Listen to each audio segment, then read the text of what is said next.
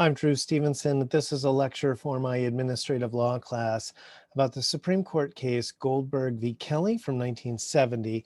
We're going to be talking about due process, fair hearings, and entitlements.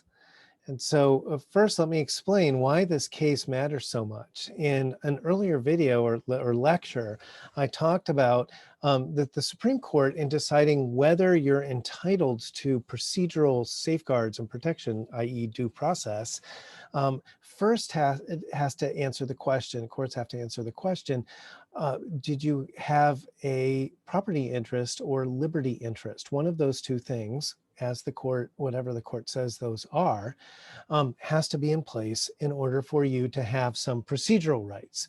Otherwise, there's all sorts of things that government can do without giving you a hearing or giving you procedural protections. But if you have a liberty or property interest at stake, then it matters. And Goldberg v. Kelly is really the kind of the case where they set that out. It's also where we get this using the terminology of entitlements for certain government programs. So let's go back to our slides. Keep in mind also that you're probably in your administrative law course going to do this case hand in hand with Matthews v. Eldridge, which became the more important case for purposes of precedent, but is basically built on the framework set out in Goldberg v. Kelly. So what's the issue in Goldberg v. Kelly? This is a watershed case in modern due process jurisprudence, and this is about the sufficiency of existing procedures for decision-making under the federal AFDC program and the related New York program of public assistance. This is what in common parlance is called welfare, cash assistance for the poor, and specifically poor families with children. AFDC was aid for families with dependent children, and this was one of the primary government programs in the mid-20th century and late 20th century from the federal government. Now note, as you read the case, this can get a little confusing, but it's important. There's a complicated relationship between the federal government and the state government going on with this program, and it's important to try to sort of sort that out as a student, because this is true for a lot of government programs even today, and is often an issue in administrative law cases where there's a federal statute that creates some requirements and basically block grants that are given to the state, maybe with some conditions or parameters, and then a state agency takes that money and distributes it to the people that are eligible for it. And that's part of what's going on in Goldberg v. Kelly. If you reverse engineer that up to the Supreme Court, the implication of it is that when the Supreme Court, which is a federal court, makes some new decisions requiring additional procedural safeguards or protections, the impact is going to be felt on local, state, social service agencies, right? Not just on the federal government. So because the state is implementing a federally funded program, the procedural requirements from the Supreme Court, even though they're federal, are really going to be applied by state social workers. Also, keep in mind, before you go any further, this case is not about whether you get any procedural protection at all, although they do talk about that in the case when they decide that there's a property interest. But the real issue here is between one set of procedures the government was already giving or affording versus more extensive procedures that the plaintiffs want. So we had some procedural safeguards in place, and the plaintiffs were saying these are inadequate. We need something else. And by the way, this is a picture of Goldberg, the commissioner from this case. So here, there were a lot of procedural safeguards already in place. And what we're talking about, just to kind of go off the slide for a moment, so this was a cash assistance program for people who were indigent, who had no other source of income, and to try to keep them from becoming homeless or starving, facing starvation and so forth, especially the children in the family. And what would happen is sometimes people who were not really eligible would get approved by mistake. Maybe they were committing fraud, or maybe they in good faith thought they were eligible, but they didn't meet one of the many requirements. In other cases, you have somebody who was eligible when they signed up, but they're not anymore. And I'll give you a couple three quick examples. Maybe they won the lottery, right? So they were on welfare and now they won the lottery. They're not eligible for welfare anymore. Pretty unlikely. Number two, they got they're gainfully employed. They got a job, and so now they have another source of income, and they're making too much income to be eligible. Or number three, maybe they're living with a friend or relative, family member, who is covering all of their living expenses and essentially supporting them, paying the rent, paying for food, paying for transportation, and paying for the phone and electric and everything. So in that case, maybe they are not eligible for the assistance. So what happens is a social worker for the state would find this out and would cut them off, and so the payments would then stop. And sometimes those people make mistakes in who they cut off. There's a mix-up or a misunderstanding or a miscommunication. So we had some safeguards in place. The notice of the proposed termination was sent through a letter and a personal visit to inform the recipient of not only that they were being terminated, but why, right? So you won the lottery, so that's why you don't get benefits anymore, or something like that. So they would actually try to call the person or find them or bring them in for a visit and send them a letter. And then the recipient had the opportunity to submit a written challenge. Now, of course, this creates a problem for the court. What about recipients who are illiterate or who really can't express themselves in writing and so forth? But you would say, wait a second, there's a misunderstanding, and you would submit a written challenge, and then that would eventually go to a hearing. And then also a caseworker's decision to terminate someone was subject to a pre-termination review by a superior agency official. In other words, the social worker supervisor had to sign off on it or approve of it. I'm not sure this was that big of a safeguard. And then the final decision was subject to a formal post-termination hearing. So when you submitted your challenge, you could request a hearing, and they would give you a hearing. And the plaintiffs wanted a pre-termination hearing instead. And you may say, well, why? Well, their argument was the hearing might take a month, 2 months, 3 months before I get to have my hearing, and I can't pay rent. I can't afford food. I don't have any source of income. That's why I was on this program in the first place, getting cash assistance from the government, because I'm really down on my luck.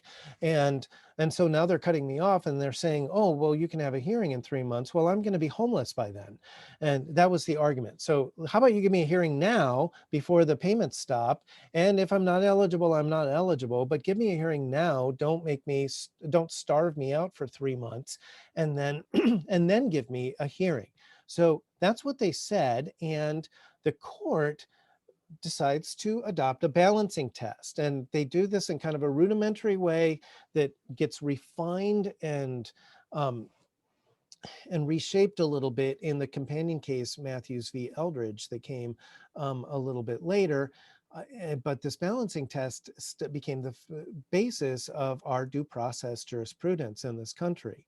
So they acknowledge, the court, that the plaintiffs do have a valid interest in the continuing flow of what to them is bare subsistence income. On the other hand, they acknowledge that hearings are not free. And this is a very important point, not just for welfare hearings, but for all of administrative law. If you think about it, any procedural protections we give you come with a cost, right? We need to have hearing officers. We need to have facilities and a hearing room, a parking lot, clerical staff, and things like that to have these hearings. So the more procedural protections we give you, those end up getting folded into the overhead operating costs of the agency.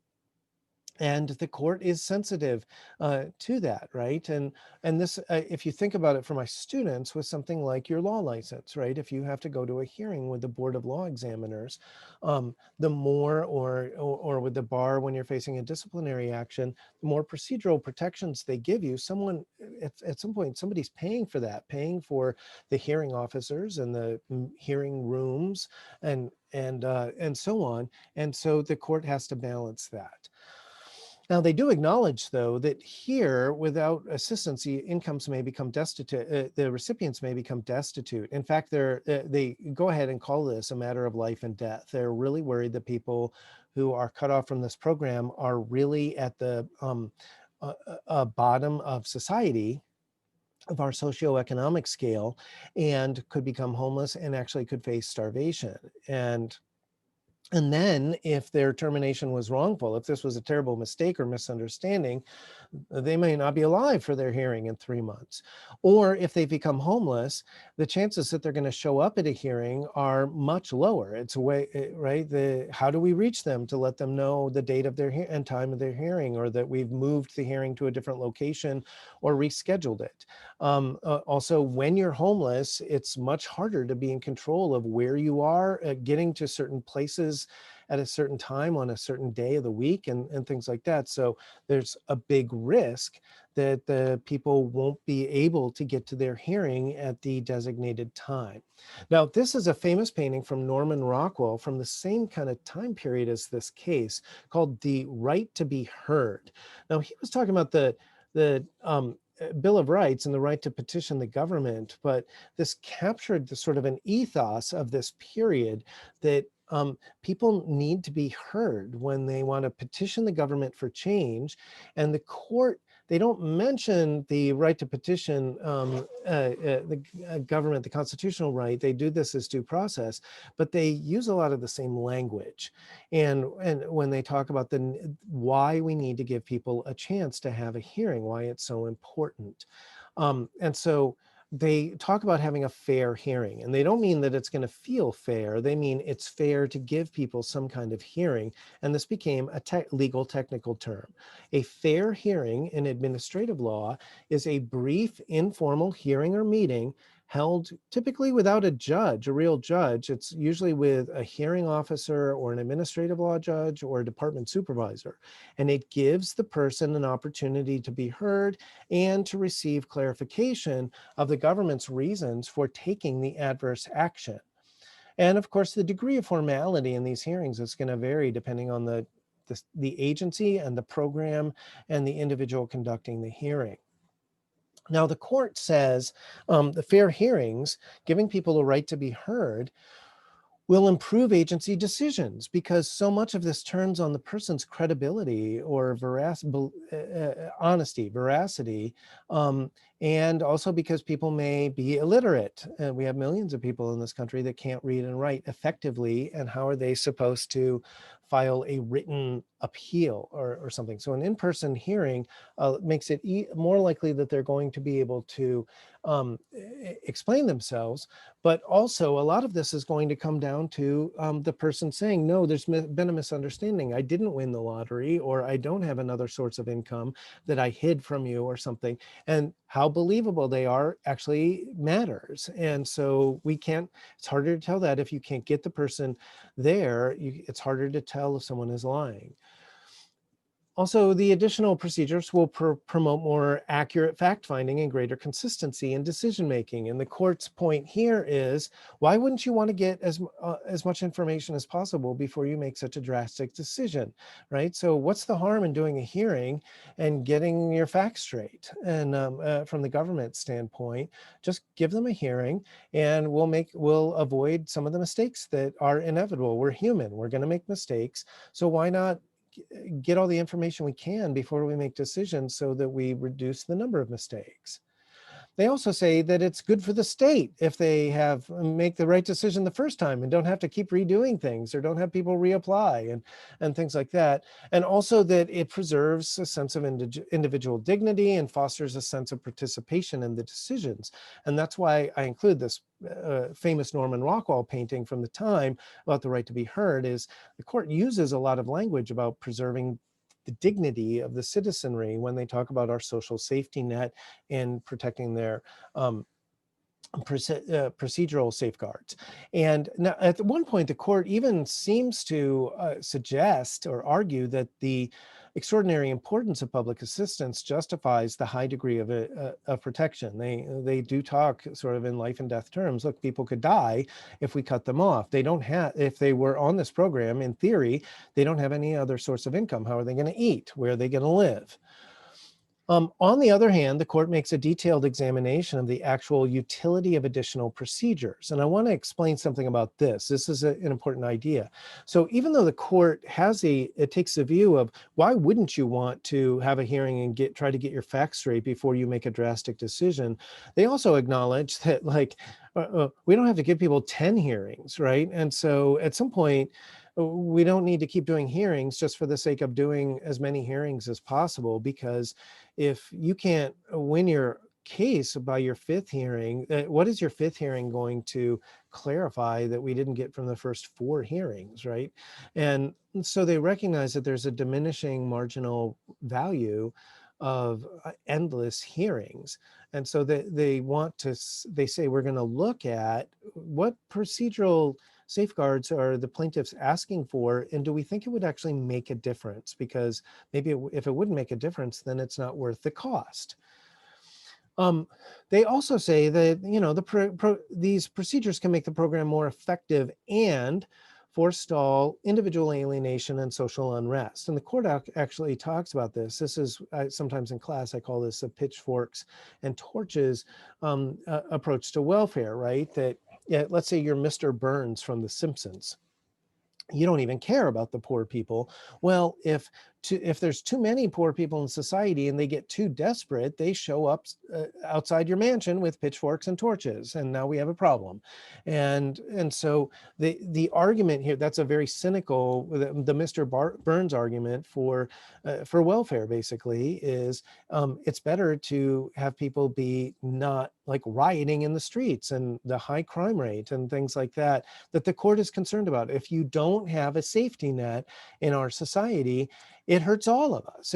So we're not just talking when we help people and we do a good job with these programs, it's not just helping those people. The whole community is better off. The whole community is more stable. It lowers crime rates. It increases security and stability. And so we want that. It's good for us to have these types of procedures.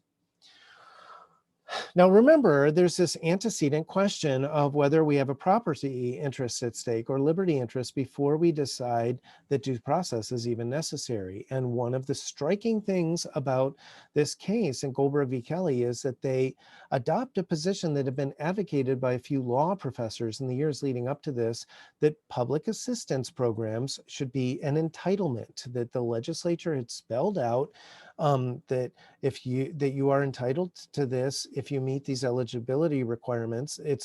Therefore, it's no different than Social Security or veterans benefits or a student loan program or small business loans or from the SBA or something like that. And therefore, if it's an entitlement, it requires due process. Now, please note the definition of a property interest has evolved over time. This was 1970, and the court now will look at state relevant statutes and to see if the state has created a property interest, like with public benefits or maybe government employment or licenses or permits or something like that. Okay, a couple quick things to watch out for before we move on from Goldberg v. Kelly. The second point here, watch out for the dissent. I am going to make a separate video about Justice Black's dissenting opinion, which is actually very important in this case because he lays out a number of points that became the talking points for the backlash against these types of welfare programs in the decades that followed. Also, pay attention to how this case relates to Matthews v. Eldridge, the case that came after it. And in your class, you're likely to talk about these cases together. Definitely when you talk about Matthews v. Eldridge, you're going to be, a lot of it is discussing Goldberg v. Kelly and building on it and then distinguishing it in some ways. And there's also a sense in which Goldberg v. Kelly is already anticipating the rules that we adopted, the kind of balancing test in Matthews v. Eldridge. Also keep in mind that for purposes of due process, property interest can be created implicitly when the government, anytime the government has a program and lists eligibility criteria in a way that looks like elements in a statute. that there's a court is likely to look at that and say, okay, there's a property interest. If you meet all the elements, then you have a right to this, and therefore you have a right to some procedural protections before we take it away from you. Also, some of the subsequent cases, we're going to use reliance type arguments. Did the government make some guarantees that people relied on in good faith? Okay, quick review question. Strictly speaking, what was the due process question presented in Goldberg v. Kelly? A, whether the government can ever terminate welfare benefits once a person has started receiving them, or if public assistance is a permanent status.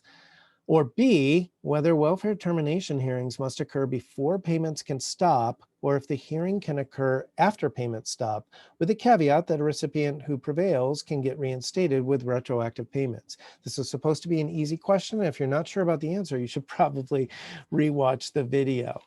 Okay, that concludes our lecture about Goldberg v. Kelly. Remember that there is a companion video about the dissenting opinion that's also important, and that you're very likely to study this case in conjunction with Matthews v. Eldridge. It's important to understand how the two relate together.